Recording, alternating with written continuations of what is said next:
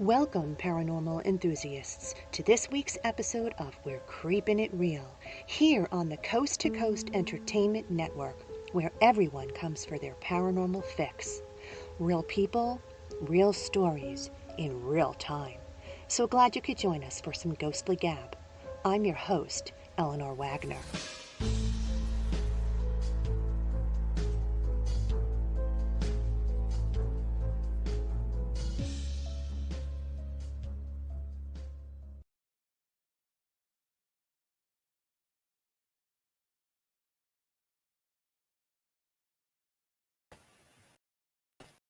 As always, I appreciate you hitting the subscribe tab, follow button, or show app on your podcast of choice.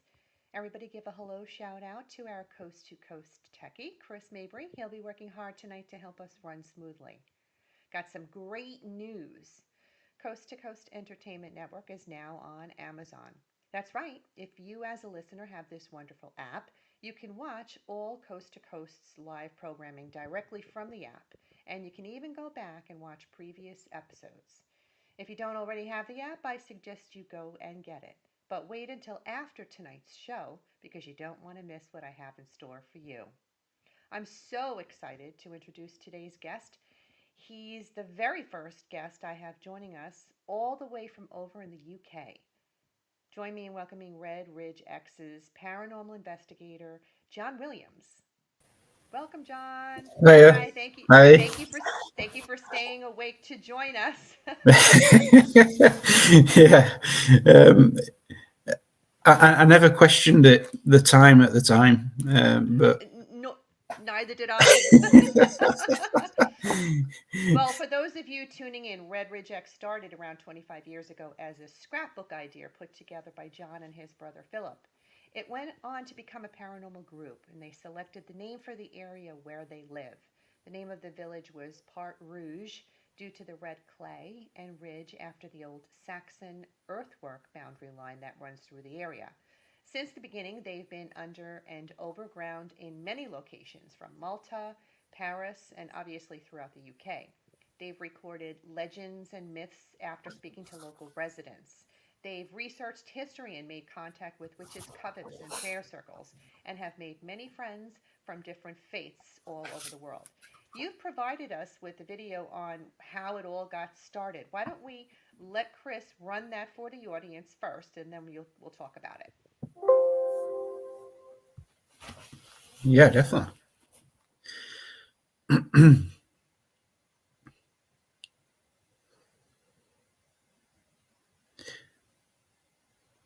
It's the one that you put on your blog telling everybody about how you got started. You know what I'm talking about, right, John? Oh, yes, definitely. I mean, the how we got started, Why like you don't you said, go ahead while he's getting it together? Why don't you talk to us about it? yeah, definitely. Yeah, it's like you said there. We put I was putting like notes together, um, in a scrapbook. Questions that you've got, about paranormal, about how things work. I've always asked deep questions, and it literally started off as a journal, and then we made it into a paranormal investigation team. An actual paranormal group. Okay, he's got it up, so why don't we run that? Go ahead, Chris. You can start it.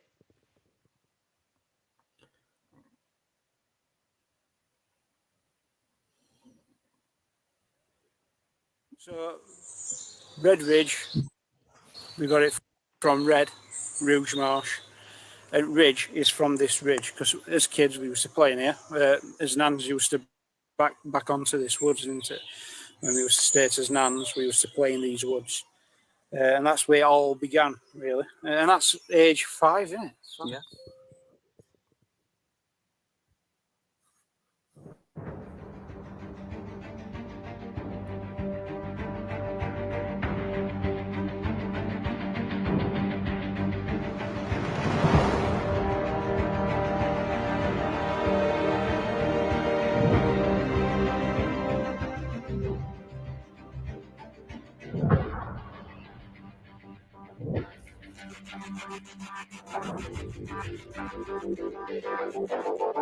Yes, is there any student?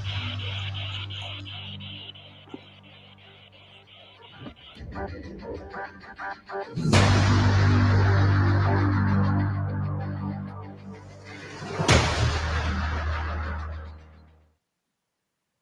that. I mean, the UK is definitely one of the places that's on my bucket list to visit one of these days because it's got such history to it.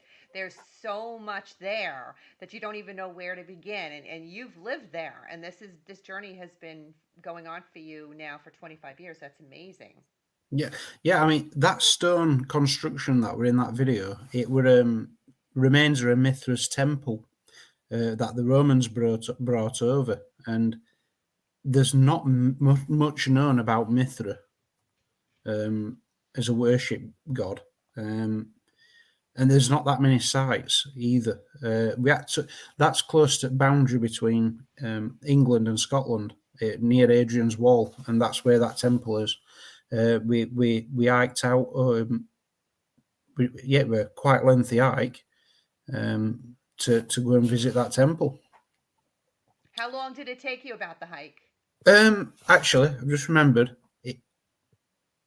it was an hike, but we were also in a car journey as well. Oh, okay. So you to take the drive and then the hike to get Yeah, there. yeah. It's very Wow. remote, that area. And we were getting some amazing EMF results, which normally we don't think too much of, but there's no power out there. It's literally very remote, and there's no overhead lines or anything. There were no EMF fluctuations anywhere, except for when you got close to that the altar at the front. As Mm-hmm. soon as you got near there, it was just flashing constantly. And yeah, I don't think I've seen that kind of activity much over years that we've had an EMF. So it was really interesting, and it felt amazing as well, that area, because it's quiet. It's really open, but very remote at the same time. So you get an eerie feeling coming in. You know, it's it's pretty good, peaceful. Sure. Well, I usually ask guests to bring with them three specific haunted locations to discuss that they have paranormally investigated. And the first one you mentioned to me was Hoover Stand. Where is it located? Tell me a little bit about it. Yeah, what it is, Uber Stand. It's about 2.5 miles away from where I live here, and starting out as a small child, my dad would take me up there for a walk. You know, it'd be a good, like, by the time we finished, a 6-mile walk. So, you know, we've done that. And even through like lockdown, things like that, that were my exercise, walking around there, you know, all that kind of thing. Sure. Yeah. It's that monument, the mining, it's a ex-mining village where I live, Romarsh, and the family what owned the mines, when work was low, they got the workers to basically build a monument to keep them in work. So the monument is it's a bit of a memorial for the Jacobite rebellion, and it's got a saying no such ungodly battle should ever occur again, and that kind of thing. It's but it stands in the middle of a wood on an old quarry, and well, I know you directed us to a couple of photographs, so Chris is going to put them up while you're telling us about it. This is the location, right? Yeah, and it stands really high as well. So if you stand on top of there, you can see 5 power stations on a clear day all the way to York Minster, which is a long way. It stands really high, so it's a really good watch out post as well, and you can see it for miles around. And that's the bits of the quarry in there. They mined a lot of stone from there, so it helps build Wentworth House. And Wentworth House, it were one of the most powerful places on planet at one point. They founded in America. They paid for people to go over to America and start work to find work. Some of the pages of American independence were drafted in there as well. Oh, really? Yeah, That's interesting. yeah, they've just started restoration on that house because it got caught up on in a class warfare thing with miners. So there's a lot of damage, but they're building it back up again. So yeah, Wentworth House. It's I got a job in there just to have a look round. We have another picture too. I think it might have been of the quarry itself picture. When he puts it up, you can tell me if is that Ah, part. this is an altar what sprung up. People were leaving offerings behind and gifts and things like that. It started getting used as an altar. It is still there. People still do leave a few things behind. And what It's a about the little, next picture, Chris? yeah, that's like a little altar. That. Yeah, And this, that's some of the gifts left behind on the tree over the top of that altar. Yeah. so did you say that you thought that this particular area had a portal or no? Right. Yeah. So Uber Stand, we joined a coven a long time ago, just for the understanding of what covens do. You know, to understand it really, and we know they went there to do rituals. It was mostly visualization, like so sunset, sunrise, letting stress go, bringing in vitality, things like that. Kind of visualize it. And during lockdown, because I was going nearly every day around that monument, I did actually come across 4 ladies in their own little coven. I saw them; they were stood in a little circle. I'm thinking, what's going off here? So Yeah. I waited for him to finish because I thought, you don't want to interrupt him. And then I just asked. I just nicely asked. I went, what's happening? Just wondering what's happening. It looks like a ritual. I'm into all that. Just let me know. I was just wondering. And they told me, yeah, they do it every now and again. They meet up for sunrise, sometimes at noon and at sunset as well. Not every day, just certain particular days. And so a lot of paranormal investigators also go to Uberstan. It's well known for that activity. And what kind of stuff happened? Did you paranormally investigate it yourself also, or no? You just Yeah, talked. we have done a few times at Uberstan. And what happened while you were there? Right. Well, you see, for me, a lot of people say that they encounter like a darker energy, things switching between trees and watching them. But maybe because I've got used to it and I walk through it in middle at night sometimes in woods. I don't have lights on. I like my eyes to just go with natural dark and get used to it. Oh, you're brave. Yeah. Silly sometimes. I've nearly twisted my ankle a couple of times. I'm sure. I don't pick that up. I don't feel any darkness around there. We have caught things on ITC, strange voices, things like that, Can which you we have. can you tell the listeners what ITC means? Oh, instrumental transcommunication. So, but it's took on a broader term, like water ITC, where you get water. But really it's water scrying, where you get water in a bowl, you move it and then you try and look for images in that water moving. Some call that water ITC, but really ITC is like, if you ask me, it's like when you start using radios, equipment to look for voices in sound, that kind of Right. thing. Yeah. Now we have got an app on Google Play Store, Red Ridge X app. It's free, and we've got a lot from that actually. Yeah, we've used that at Uber stand. We've used other things, and sometimes it's like the same voice comes around at that Oh, so location. you feel it's the same spirit that's there Yeah, it trying to feels connect. it. Yeah, yeah, I think it's amazing how we can hear the difference in the voices and the inflection.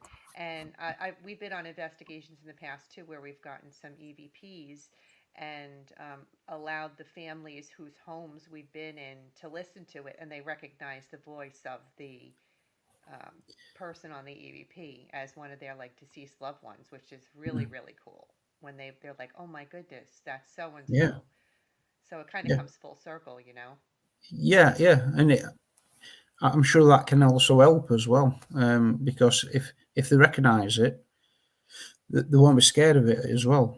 I guess. Exactly, Yeah, exactly. I mean, we've done an investigation before where we've been in a location and there was a spirit from back in the day, like the Victorian era, that was interacting with the children. Yet there were spirits of deceased loved ones in the home trying to make yeah, contact as well, which is I find very intriguing, yeah. It is. to say the Yeah, least.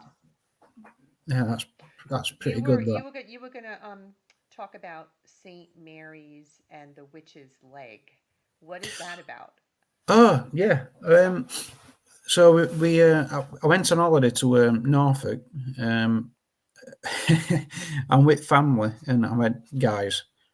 It Norfolk. When you look at it on our UK map, you'll look and think that's not much of a distance. Come Right. on, guys. Especially talking to Americans, where you get on an aeroplane to get from one place to another. Funnily enough, to get from here to Norfolk, because there's not that many main roads. Main roads usually go up and down country. We're going side to side. It takes a long time to get to Norfolk. So we got there, and I went, family, I want you to, and they just went, yeah, you want to visit a paranormal a paranormal location? I went, yes. And it's the ruins of St Mary's Church, and legend is a witch, a witch's wooden leg was buried there, and it sprouted a tree. You'll get these funny stories from England all the time. So that tree in the middle of that church, it's said to have grown from a wooden leg from a witch. So we went to just check out that location really, and to be Okay, fair, you broke up a little. You broke up a little bit there, but you were talking about how the tree was a depiction of the witch's leg, and you guys went there to go check it out, right? well, it's said to have grown from the witch's leg that were buried in the ground. So, Ah, and so so that's the stuff that yeah, you sent me the photograph stuff. All right, so let's let Chris put that up for us so that we can see it. That's kind of like a legend, sort of, right? oh yeah, this is it. Yeah, yeah, it is. It Mm-hmm. is. Yeah, it's a legend. But I know what it takes. I'm motivated by a mix of emotion. Got my statement, and I'm reading it slow so I can understand it fully. Appreciate my standing, go out of this world and right on time. Oh, never in my life have I seen the sky light up like this. I'm far away from Earth and I wanna know if you exist. Mission control, do you read me?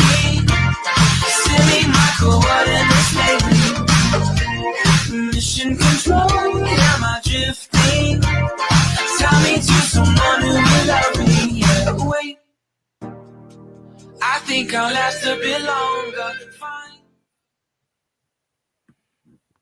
And you say it's paranormally active, huh? Yeah, yes. Now, when I went, I usually get feelings from. This might sound strange. I usually get feelings from surrounding from nature. Me, there's certain places where you go and you just think it feels very elemental. To me, that's what that location was like for me. I went there, and it's just those tall trees, the countryside around it. It I don't know. It feels very like there's a presence there. You can feel it. Really? Yeah, it feels like it. But also to note, Norfolk, with that high concentration of medieval churches, you can go, you'll find this amazing church. A lot of effort's been put into making this church, and there's literally just 4 houses around it. And you think to yourself, wow, this is a lot of manpower got put into making this church to serve 4 houses. There's just so many of them. It's quite. I love the place. Really, it's a nice area, and it's well known Well, as well.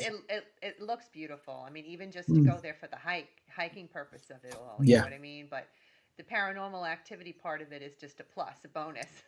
yeah, definitely. And I think that's what I think that's what we've always done. It's like we go to these places, and if you get nothing paranormally, I enjoy it just for history, Yeah, for the hike, and I agree. sometimes you can even arrange to meet people. So yeah, Yeah, it's oh, absolutely. I totally agree. mm, Absolutely. So you did an investigation at one of UK's largest prisoner of war camps called Lodge Moor Camp 17 in Sheffield Lodge Moor, yeah, correct? I that's know we have a amazing. photograph that Chris is going to put up of it that you sent me. Yeah. Um, tell me about the camp. Oh yeah. I mean, so I was doing some history research, and I've never heard of it. And I've got a friend, and he loves his local history. And I said, "What's this about this prisoner of war camp in Sheffield?" And he looked, and he went, "Oh, I knew of it." He goes, "But I didn't know there were still the foundations left." And I went, "No, this guy, he were a prisoner there in World War One. He when it were over, he left, went home. But he's the guy he's the guy that replaced Hitler, the head of well, as the head guy. He were kept in that camp. This So I found out about this camp, and I went in there to check it out. It was a really nice sunny day. I went in. First thing I noticed is, usually you can walk into somewhere, disturb rabbits. You see them, you see them scurrying off. You're listening to birds in woods. There's none of that. It were really quiet, and I thought, it feels a bit dead in here. Mm-hmm. It's very dense with trees. Too quiet, maybe like Yeah, too unnervingly quiet. yeah. But at the same time, it's picturesque, so it's really nice. Nice place. This here, I came across this. It's This was there. This foundation. yeah, that's still there. People have dived into there to Oh, look. really? Yeah, because it's a flooded cellar. Now, Ah. some of the prisoners tried to escape by digging tunnels. Some people do go looking for those tunnels. I wouldn't, because it looks really grim and it smells Yeah. grim as well. Yeah, I agree. but I found it in there. We've been back at night. There were me, my brother, and a friend, and silly little things. Batteries going dead, and I'm like, I'm not taking notice of that. So batteries went dead. Interesting, but I'm not taking notice. I know they were brand new. I'm just going to carry on. I know the memory of my digital camera were fine. It was fully empty. It were empty. I was taking a couple of pictures, and it just said on the ITC. It said memory. I just went, memory? What's that? It's just a random word. I took the picture just after that word, and it came up memory full. When I got home, I checked that there were only four pictures on my camera. It usually holds like 2,500, and it weren't full. So the batteries, that camera, and then when we ran ITC, my other friend, what is more skeptical of a person, he goes, "Have you heard this? There's German coming through on this ITC." Oh, wow. And that Yeah, would make sense. That would make absolute sense. yeah, but Wow. we've never had we've never had German through on that app since or before. So it's like, right, this is really interesting. So Sure. yeah, so and then more teams went to that location as well, and they were always finding, they were coming across things. We went. I went in there during around lock time, lockdowns. We went around that time. I'm gonna trip myself up there. Anyway, so yeah, we went investigating. What happened now? Yeah, we were with someone that wanted to meet up with us, so we met up. We got some words come through: Paradise, France, Sheffield, and I'm like, that's just really and like 4. And I just went, no, that's random. We'll leave this. And then the guy that we were with, he said, no, just look it up, see what happens. It's come through for a reason. I was going to dismiss. I was going to dismiss it, me. Right. Yeah. Just so I looked it up, and it came up Sheffield, and then it was Paradise Lost, massacre in Paradise, and it's a story of I think it was like 99 British soldiers that were coming back from part of what during war. They were retreating from a battle. They ended up in a French village, and this German unit turned up. They all surrendered. Yeah, they were lined up against a wall, and they were all shot. And there were only 2 what survived. Oh boy. Yeah, it's really bad. So there was a point to it. There was a meaning for it coming through. Wow. Yeah, well, it became something else as well, because I looked it up from those words. Now, when people say, does ITC really work? I know one thing. I would not have known that if those words didn't have come up. Sure. But it becomes... So pointed you in that direction, for sure. Yeah, definitely. And amazing.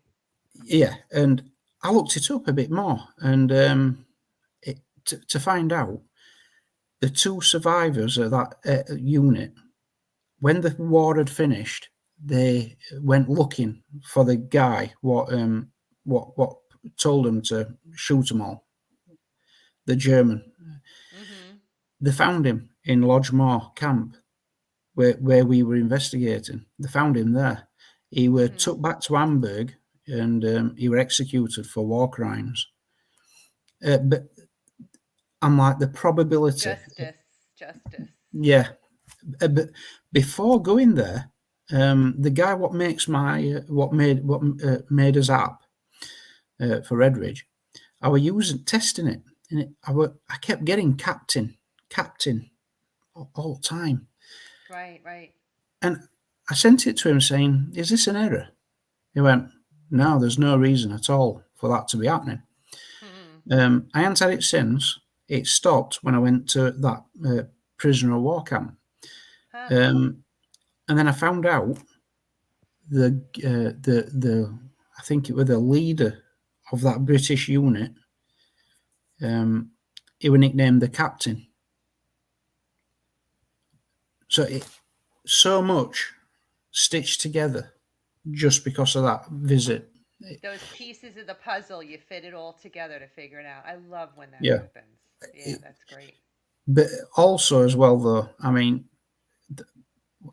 I'd have never have known of that war crime where, yeah, I mean, they were retreating. They did surrender because they had they had nothing left. They were going back to regroup, and they were all shot like that. So that's just awful. It is awful. But that camp, they put it in the middle of nowhere. Not here. They put it in the middle of a very remote area. They did that so the prisoners didn't get bombed by their own people, because Sheffield were getting absolutely blitzed because it were one of the biggest munition producers and exporters during war. So Germans were wanting to, destroy Sheffield. Now they couldn't keep the prisoners somewhere where they could die, even if it's by their own bombs. So the prisoners were kept really remote. Local people did go up and try to feed people in there, the prisoners, even though they were on the opposite side. My granddad were an home guard, like part of home guard in Sheffield, and some of the stories are quite nice. Like, even though it's a bit, should they have done that? When a German pilot got shot down, some people had taken him into their house so they didn't get lynched. There's all these stories of humanity, and it's like, when you listen to it, you think, wow, even though they were enemies, they're on opposite side. People did do nice things. My granddad also used to signal to German pilots, as in stop, don't shoot, because they were trying to unload the bullets in a certain area. My granddad cleared area, and he used to put his hand up, and German pilot had tip plane and fly off. So it's like still humanity. Well, because nobody wants to be in war. They don't want to be doing it. They don't want to be doing that. That's crazy and amazing. So that location. They kept three types of prisoners in there. There were the black, grey, white, and that's a grade. What were it? So the white were classed as your average soldier, just doing the job. Grey was the very nationalized soldiers. Very nationalistic. And then the black were classed as the like your leaders. Some with links to occult groups, things like that. Ardent, like Nazi generals and things. So they had three grades of prisoners in there. Levels. Yeah. There were a murder in there as well. It was called Camp 17, and it was largest in UK. And we never knew that. It's not too far from here. So yeah. Well, now you know all about it. That's it. Tell me about Noose and Gibbet Pub. Tell me about that one.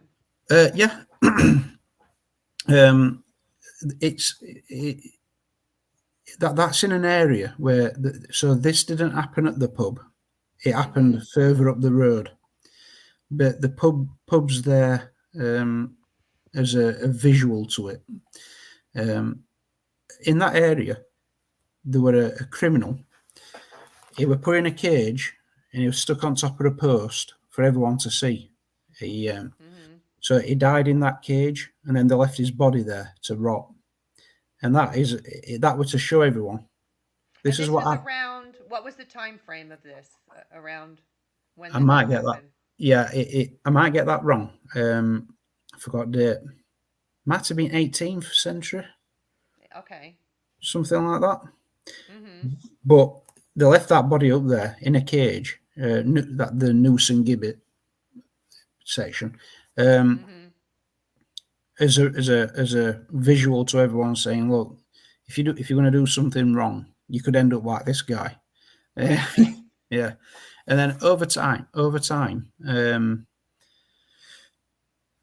something got stolen, and then the location of it kind of got lost. But then a bit of archaeology found where the location would have been, kind of thing. This noose and gibbet. So that pub is a visual. It's styled on that history of that area. Mm-hmm. The pub's also it's got history about the areas. There were another pub near that pub, and it's where pretty much all your villains used to go. So Oh, okay. yeah, some would say it's like that pub in Deadpool. Oh, okay. Yeah, where all villains and your criminals go, your vagrants and that. And they've got a painting. I might have sent it to you. They've got a painting on wall depicting that as well. Well, I know It, you sent me a clip, so we can have a look at that oh if you yeah, want. Chris can put it up. It talks about the location. There you go. yeah. This is it. Noose and Gibbet Inn. Yeah, it's a bed and breakfast as well, and I did stay there overnight. Did you? That's what that guy would have looked like. Sounded like a reply twice. What are you saying?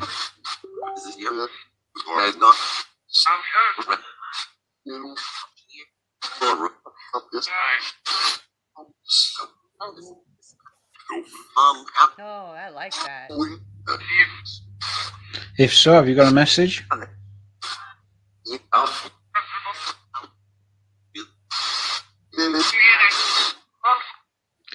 Sounded like a reply twice. What are you saying?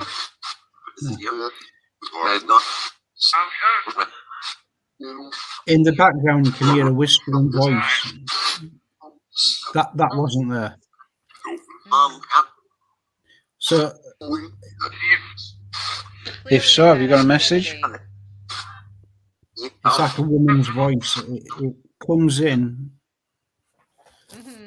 pretty soon. So the ITC's there, but at back of that ITC, there's a whispering voice, a woman's whispering. There were only me in that room. There were definitely no women in that No area. women. It was just the men. Mm-hmm. No, it was just me by myself. Oh, just you by yourself. Yeah, and it's not coming from that app because that app's broken up. That whispering, it happens pretty soon, and it continues more towards back end of this clip. It's I don't know about. Well, I think I've got an idea, but that's What's that your same. idea? Whenever I get myself, if I find myself in a not depressed, but in a lowered mood, that comes along. That same whispering voice is found. I went on an investigation, nothing to do with me, and people were picking up some like ITC. I listened to it back, and it was that voice. So I was the pollutant. So I didn't go, and nothing was picked up. So it were kind of there because of me. So that's an interesting thing that I learned about when you're doing an investigation. You could be one bringing it in. You've got to try and find out, is this spirit with me or is it connected to this location? Yeah. But yeah, so I were at that noose and gibbet. I got myself a room. There were no noise pollution, and if you do listen to it, especially with headphones, it's odd. But get rid of the loud ITC noise, and just listen out for that whispering, and you'll hear it. And you also got a clip with a moan. Wasn't it mentioning something about your brother's voice or your brother's name or something? Oh, And then there was a moan. yeah. They're two different clips then, but that one with Moan, before I talk, right at the beginning, before I talk, you'll hear like a groan. A groan. Yeah, but Chris, that weren't me. you want to run that one because that's the Mm, audio that we got. yeah, that's not me. That. What are you saying?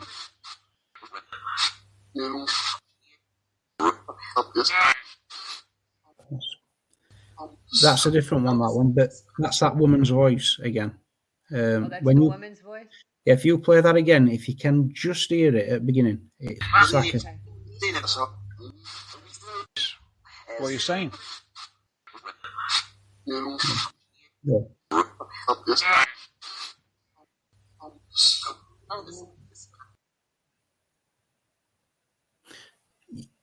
I can't even make that up. That if you once you've heard that whisper, Right. you will hear it. Because you've got to kind of tune your ears out from that ITC. Like the white noise kind of Yeah, stuff. Yeah. and then she's But in background. I heard the whisper. I Yeah, mean, that I heard I, it. there's only me in that room. My voice is not that gentle, so. You're not afraid to stay in the place by yourself? Oh no, I'm fine. Yeah, I mean, I've I looked into there's a bit of a cult in England, probably in many countries, and it's the cult of being lost. Mm-hmm. So what they do is they purposely get themselves lost, especially in cave systems, things like that. Make sure there's no light, no natural sounds. Once you've done that, science shows that the area what usually lights up when you've had a spiritual experience, when you're lost, that lights up. So you're kind of putting yourself, and it explains a lot of things like when soldiers have a whiteout and they see the friend and it guides them home. You know, there's a lot of those reports. Mm-hmm. When you're lost, some part of your brain kicks in, and it's to help you stay alive. But it's that part what also gives you a spiritual or a religious experience, depending on your outlook, I guess. Mm-hmm. So there is a cult of people what purposely get themselves lost. Huh. Yeah, to bring that on. To bring that spiritual experience upon Yeah. themselves. Now, I'm not saying I've done that. I've talked to someone about it, but I did say to him, and this is what kind of brought it all about. I said, as a young kid, I used to get on a train or a bus and not knowing where it's going and just get lost. Because I used to enjoy it. Okay. Yeah, it's like Uh-huh. it's hard Like to find. an Yeah, adventure of some sort. Mm-hmm. yeah. I've walked home from silly places without knowing which way to go. I just figured it out by looking at where moon is or something. Mm-hmm. Something daft. But usually it's at middle at night. I like doing it at night time. So yeah, I kind of like those environments. Dark, and being by myself, I'm fine. So You there's become accustomed to it yeah. in your own way. Mm-hmm. I can still get scared. I were in an old train tunnel, and something just wanted me to keep going further and further in. And I'll be honest with you, I'm sure I started hearing whispers in surroundings. Then Mm-hmm. all of a sudden I stopped. I looked back. I couldn't see entrance, and I got something. I Got you started to get creeped out. Well, yeah, the thing of it is, John, when you're sensitive to spirit knows that you're sensitive, yeah, and it's almost like we're sponges. It's like they're drawn to you and they're trying to get your attention. And the more sensitive you are, because I've always said I'm not nearly as sensitive as some of the people that I know, but I'm sensitive enough that I can experience it because I have. Yeah. I would love for it to be more advanced as some others where they can actually see and hear and communicate as opposed to just feeling and having to use tools, but they know it. And because they know it, they try to get your attention and the acknowledgement that they're seeking. So clearly, that's why you're hearing these whispers and things because they just know that you can. Yeah. Would you would you say you're a bit also just wondering an empath? So you can quite I am clearly tell. Yeah. I am empathic myself, yeah, and that definitely plays a part in it. But see, Mm. I, I started at a really young age, but I shut down at a certain point in my life. So I feel like had I nurtured it at that stage, I would probably be further along than I am now. It really started again when I was 30. It wasn't until I was 30, and I'm now 56. So it took a long time before it started back up again, and then I had to like restart the engine, so to speak. Mm. And but I also feel like everything happens for a reason, Yeah, I was and thinking that. Yeah. the universe makes it happen for you when it's meant to happen for you. So whatever it is, I'm doing the best that I can now with what I have, but I probably would have been further along had I not shut it down Mm. when I was like 12. Yeah, I'm similar. I've got a similar story to that. Yeah, because like um, for 10 years, yeah, I must have just shut it down. Mm-hmm. Even though I was still investigating and stuff, for 10 years I weren't concentrating on that my side of like it. Mm-hmm. But yeah, that being empathic, it's like it's good, but it can be a curse at the same time because if someone's in a bad mood, if you don't look Yeah. after yourself, you can pick up on it, Yeah. can't you? It's, yeah, And you learn the hard way. You yeah, learn I've it the done that. hard way. And I've actually, in a way, I've lost some of it over Mm. time. I used to be like a really good judge of things, like a really good judge of character and stuff. And I used to be on point. And the older I've gotten, the less I'm not as good as I was. So it's my daughters now that are picking up on it. So I've got to like literally turn to them and say, okay, I'm off my game. I'm not really sure. What do you think? And they're the ones that have to tell me, Mom, I'm not getting a good feeling about this, or Mom, I wish I would have told you. So I'm like telling my kids now, you need to speak up. You need to tell me because I'm not as good as I used to be. And I don't know why that is. It could be because I'm so involved in so many other things now. I'm not just Mm. focusing on the one. I've got my brain in many different directions, and I might be taking up space that I should be Yeah, focusing on that one thing, but it's just where I am in my life right now, and I've got to but just. I wonder also if it's because people and society's changed as well. Oh So yeah. the Oh, thing that you're you're looking out right. for then is totally different now. Can be a bit different now, kind of thing. Oh It's no, I think just you're right. Totally different. I think it you're isn't absolutely it? right. Totally because I've noticed that also, and I've had people tell me that as well, that it's just a very very different world, and it has its advantages and its disadvantages. I Yeah, mean, talk about paranormal and people experiencing things 10 years ago. Nobody wanted to talk about it because it was kind of like, no, you don't talk about taboo. it. Yeah, Now we openly discuss it and are not afraid to talk about it and mm, tell people what we see, hear, feel, sense, that kind of thing. But you also have that whole other spectrum that's very different, mm, and it's totally different, like you said. It really is. yeah, yeah, So we almost have to conform and learn and adjust, so to speak. I think. yeah. I, like you were saying there, in 97, in 1997, when I was just starting to like, I kind of really started just looking at. Um, Actually, I really started by looking at logic. I love computers, electronics, and AI. I went to a university and that it was doing like a show on AI, and I came away not impressed. I'm still not impressed. With the artificial intelligence, Yeah, new it's not. new technology, or Yeah, it's to me, it's not that good. really?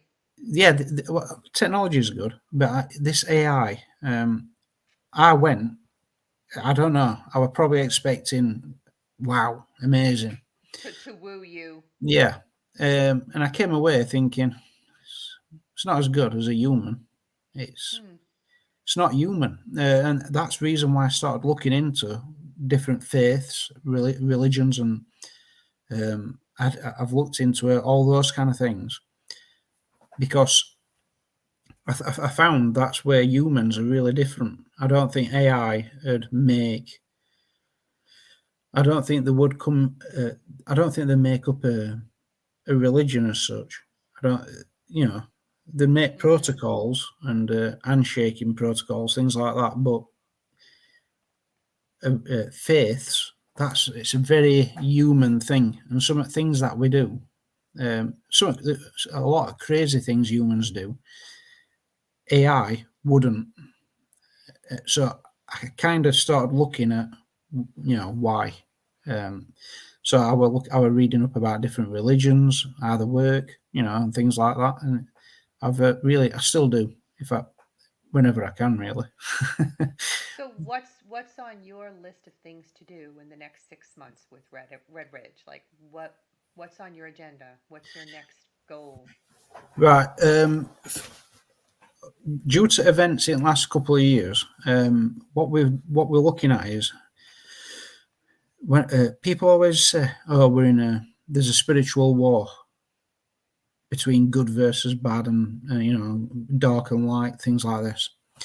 And Mm-hmm. I've always thought, really, how does that work? I kind of feel like I know now because of what's happened over the last couple of years. So it seems like it's not a paranormal thing, but I'm looking at. We did a live looking at the word demonic and demon because they get misused, but at the same time, in that misuse, it makes sense because those words really came from people using those words as any spirit it is a demon, or a jinn, that kind of thing. Those words are all linked. Um, so a demon's not necessarily an evil spirit; it's just a spirit. And then when you westernize words, they take on different meanings. So what we're looking at, something we are doing is we're looking at how these demonic traits are actually in everyday people, people what want to control using fear. So to understand demons, if idea is if we understand how humans do all these things, um, it's the same thing. It's the same Mm-hmm. psychology. Get you scared, then provide you a solution. It's very demonic. It's not. I know everyone's faith's different, but it's not godly. It's not. Mm-hmm. I can give you a solution through love, care. I'll give you a solution by making you scared, and then showing you how I can help you. So we're looking at that paranormal in reality, because I think it's a lot worse than other side personally. Also, there's a lot of things that I don't know if you found it. Some of the best evidence happens when you're not recording. It's yeah, it's Yeah, true. We had an experience like that, and we were all like hitting ourselves over the head, like you dummies! Why didn't you record? I know. It's It's unbelievable. happened. Yeah, Yeah. But you and know what? I've said this time and time again. I'm not out to convince anybody. You want me to tell the story? I'll tell you the story. Do I care whether you believe it or not? No, because I'm not yeah, out to convince anybody. I am experiencing it, and what I feel for myself is all that counts. I'm not yeah, trying to convince you. And when you look at it at that perspective, you don't feel so bad about it because there are going to be haters out there. There are going to be people that are going to try and yeah. put you down for what you do or what you say. And if you just keep on saying to yourself, well, I really don't care what you think. then Yeah. it's good because Well, you could live with it and not have to worry about the haters. that's it. Yeah, and that's something we're looking at as well. We're going to do one on someone saying it's all in your head. When they say that, I find it amazing because everything is in your head. Life, how you perceive Mhm. it, is in your head. So when they say Mhm. it's all in your head, it's like, yes, so is reality. Mhm. It's a lost argument. There's no point behind that saying it's all in Right. your head because it is literally all in your head. Um, so that don't make sense. So when they say that, I just and like you said, yeah, people said, well, there's no evidence, and I'm thinking, I've had loads. There's a world of Now, evidence. yeah, now if I put it over to you, can I prove that I've not like that whispering in that audio? There's no way I could have put that in. Mhm. There were no women in that area, so it was just me in a room by myself. So yeah, it's about explaining where it's come from. But at the same time, I know that that voice has followed me around. So something we're looking at doing is we're going to make some reconstruction videos of the things that we've not recorded to put over. This is what we've found. We didn't record Mhm. anything, so we're going to do a reconstruction. So um, we're going to reconstruct what happened. So it won't be real. It'll be a reconstruction of something we experienced. So we're going to do that because literally some of At the least best at least stuff. they'll get at least they'll get some kind of a visual of what Yeah, it was, like a reenactment sort of is what you're saying. Like yeah. yeah, Yeah, we've yeah, done that. and We've done that too. We've done that too. yeah, Yeah. yeah. That's it. I think it's good because those things, like you said, why weren't I recording? Or you do the investigation, you go home, and something happens that you were asking for 2 days later Yeah. when you're not there. Yeah. Because it doesn't just finish when you walk away. So it's Goes on and on and on and on. yeah, Mhm. yeah, definitely. Well, how can the listeners find you if they want to tune into your stuff? Can you tell us where they can find you or Yeah, um, we're on YouTube, Red Rejects. We're on Facebook. We've got a page in a group, Red Rejects, and yeah, those are his main ones. Those Facebook, YouTube. Um, they're his main locations. Yeah. Wonderful. Oh, I'm so glad I found you online and thought to reach out to you. And I'm so thankful that you stayed awake all the way to the UK to join me today. I really do appreciate that. You wouldn't know it's 1 o'clock in the morning. Well, later than that now by you. Yeah, nearly 2 o'clock. Yeah, but Yeah. Oh, I, my goodness. I was saying to yourself about 3 years ago. No, yeah, a year and a half before coronavirus. That seems to be a timestamp in time, doesn't it? Yeah. A year and a half before that, I had insomnia where at best I was getting 3 hours of sleep a night. So Mm, I got used to being you got sleep used to deprived. it. 'Cause there's a joke when someone goes, "Oh, they put you through sleep deprivation and all this," and someone will go, "So I just stick John in that, he'll be fine." Um, I'm like, "Yeah, great," but as soon as I got used to it, it went. It went. Yeah. Isn't that amazing how that worked? Yeah, Well, yeah. thank you so much, and I wish you well on your future investigations, and we'll definitely keep in touch.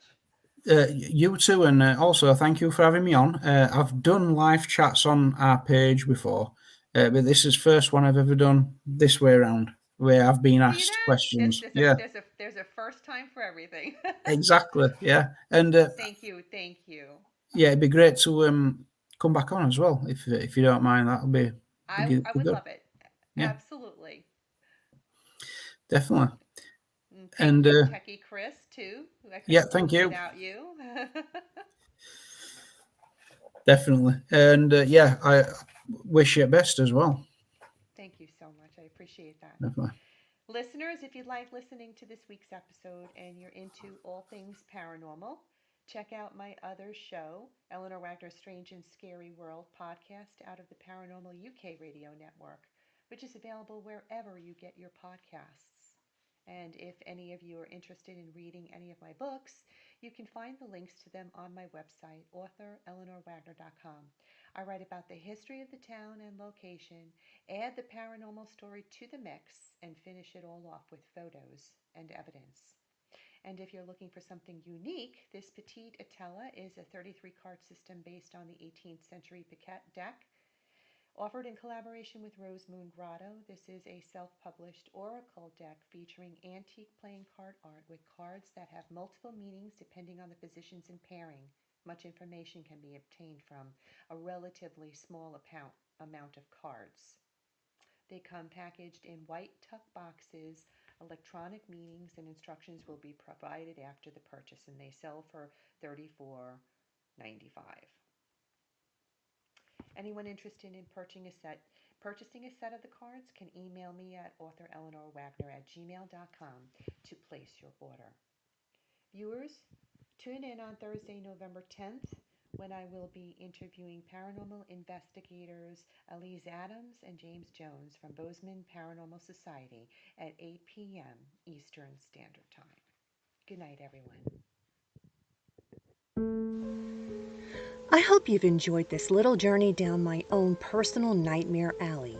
If you're one of those people who experiences the paranormal and has stories of your own you've been filing away over the years, I want to hear about them.